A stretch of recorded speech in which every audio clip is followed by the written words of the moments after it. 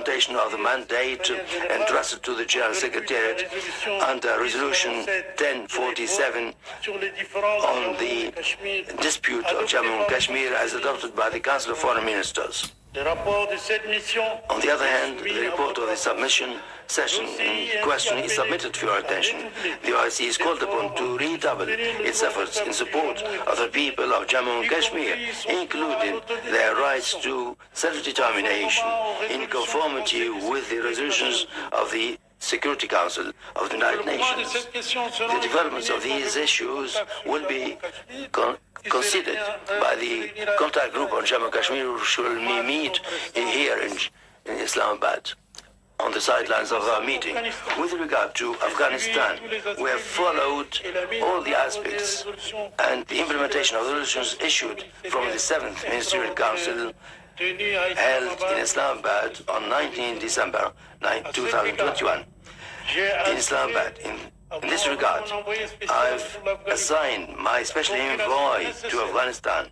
directives to cooperate with the Islamic Development Bank that has graciously prepared the legal framework and the legal fund as established by the CFM. The fund will be officially launched on the margin of this present session. On the other hand, I have dispatched my special envoy to Afghanistan, and he has held broad discussions with the ministers in Kabul concerning the efforts of the organization in the humanitarian, political, and economic field. I submit to your kind attention a special report on the progress achieved in the implementation of the resolution on the humanitarian situation in Afghanistan on the aspects linked to this first visit. Therefore, we shall continue dialogue with the authorities in Afghanistan, with international partners, with the objective to achieve peace, security, and development in this member country of the OIC. With regard to the aggression of the Republic of Armenia against the Republic of Azerbaijan, and a meeting and an agreement was held on November 2020 and put an end to the aggressions. Azerbaijan expressed concern in the face of non-observance of the Republic of Armenia of its obligations as stipulated in the agreement between the concerned parties. The General Secretariat concerned with the delayed settlement of the conflicts and under the CFM and the Council of International Council will continue its interest of this issue. Excellencies, honorable ladies and gentlemen, the situation in Yemen still causes deep concern for our organization, which has committed itself to support Yemen's unity, sovereignty, and independence and territorial integrity, alleviating the human suffering and the conflict on the basis of international law, namely the initiative of the Gulf states and the executive mechanisms at the conclusion of the Conference of National Dialogue in Yemen and the resolutions of international legality, especially the resolution 2216/2015 of the United Nations Security Council. In this context, the General Secretariat of the OIC salutes and hails the idea that the General Secretariat hails the initiative announced by the Ministerial Council of the Gulf States to organize Yemeni consultations at the Saudi capital in Riyadh at the end of the present month. An initiative that will make it possible to fill the gap between the Yemeni brothers and to engage in an action to stop the blood selling and to continue the action and for the stability and security in the region. In this context, we renew our appreciation to the Kingdom of Saudi Arabia for its unremitting efforts and initiatives to contribute to expediting a peaceful and lasting solution to the Yemeni crisis. I also reiterate the thanks and appreciation to the Kingdom of Saudi Arabia and the Emirates for their solidarity with our organization in the face of the condemned attacks by the Houthi militants against civilians and civilian targets. Over the past period, developments in Libya, in Sudan and Somalia have been subject of continued consideration of the General Secretariat, which encouraged all parties concerned to adopt dialogue, and we today encourage them to redouble their efforts to overcome differences and lay the basis for stability and peace, for development, and to ensure that the interest of their peoples prevails. With regard to Syria, the General Secretariat continues supporting the efforts of the United Nations to achieve a peaceful solution to the crisis in conformity with the Declaration of Geneva and the resolution of the Security Council. With regard to Iraq, the convening in October 2021 of the anticipated early elections represent a positive element that we have registered and that we hail. As you all know, the political and security challenges and developments faced by the Sahel countries, Burkina Faso, Mali and Niger, and the Lake Chad Basin, Cameroon, Chad, Niger and Nigeria, as well as Central Republic of Africa, Mozambique and Guinea, reflects an important interest for the OIC. We underline the need to increase efforts to achieve peace and stability in these regions, and we call on the member states and the OIC institutions, as well as international partners, to help these regions to face up to the challenges confronting them. It is within this framework, to give a new launch for our organization in Africa, including in the Lake Chad and Africa, that I paid a visit in the current month to Chad, Cameroon, Niger and Senegal. And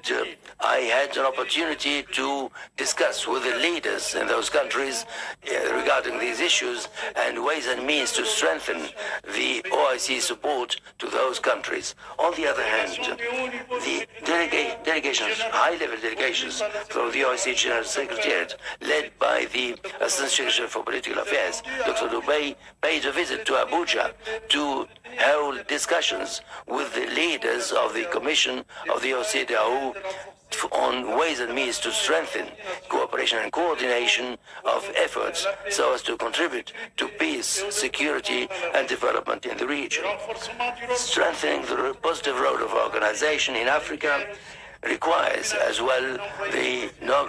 designation of special envoy. To this effect, I recommend to your August Council to designate Dr. Nasiru Baku Arifari, former Minister of Foreign Affairs of Benin, as special envoy of the OIC General Secretariat for Africa, and I hope that he will benefit of your support. Your Highnesses, Excellencies, ladies and gentlemen, the Republic of Bosnia is facing a preoccupying situation due to certain Serb parties and to their involvement and offensive, and this requires support for Bosnia-Herzegovina to help it preserve its territorial unity, its stability and sovereignty and prosperity. Our organization expresses as well its full support to the efforts in favor of a global and just resolution to the Cypriot issue, and its support with the Turkish Cypriot Muslims in conformity with the parent resolutions of the OIC. Highnesses, Excellencies, ladies and gentlemen, the well-being and defense of the human rights of Muslim communities in the non-member states in conformity with the principles and objectives as included in the charter of the organization form a priority also in our action. We continue increasing our efforts to this end through visits and dialogue with the leaders of the concerned parties. In this context, we express our profound concern with regard to the situation of Rohingya, and we call on the international community to act in an efficient manner, an urgent manner, to ensure proper conditions for the voluntary return of the people, the refugees, the Rohingyas, to their original homeland. We register our support for judicial action with the International Court of Justice, for the recovering of listenings in support of the Rohingyas, to put an end to all the forms of violence against them. I should like on this occasion to pay a special tribute to Gambia, to the Republic of Gambia, for their frontland role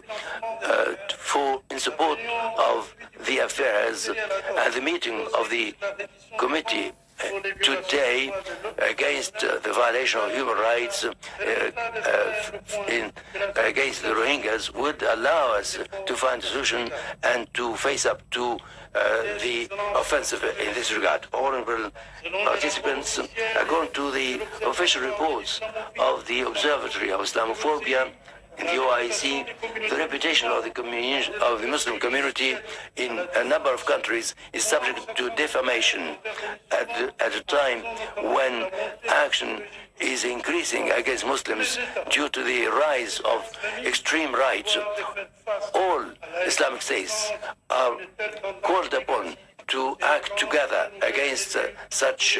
a situation and take necessary measures to fight against racist and xenophobic actions at all levels and to establish pillars of security and peace. In this regard, we dare rely on the member states to act together with the General Secretariat against Islamophobia. On the other hand, we need to collaborate with all the members of the international community to combat this phenomenon. It is with satisfaction that we have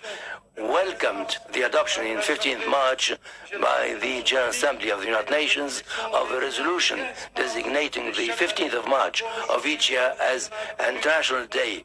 of the fight against Islamophobia. We express the hope that it will contribute to favor a dialogue at the international level of a culture of tolerance and peace. Our fight against terrorism is also an absolute priority for our organization. In order to face up to this phenomenon, we have established a multidimensional